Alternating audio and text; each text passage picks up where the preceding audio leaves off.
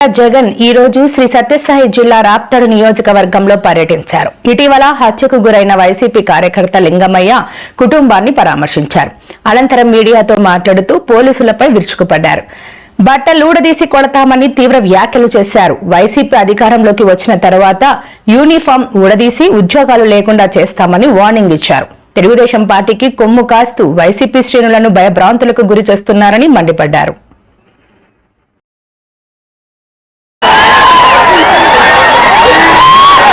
గారి పరిపాలన సాగదు. చంద్రబాబు నాయుడు గారి పరిపాలన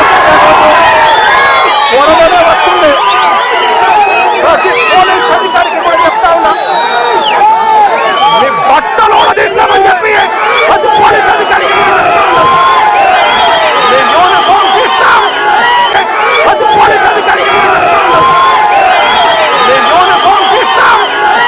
చట్టం నిలబెడతాం. దోషులుగా మిమ్మల్ని నిలబెట్టి మీ యూనిఫామ్ తీయించి మీకు ఉద్యోగాలు లేకుండా చేస్తామని కూడా ఈ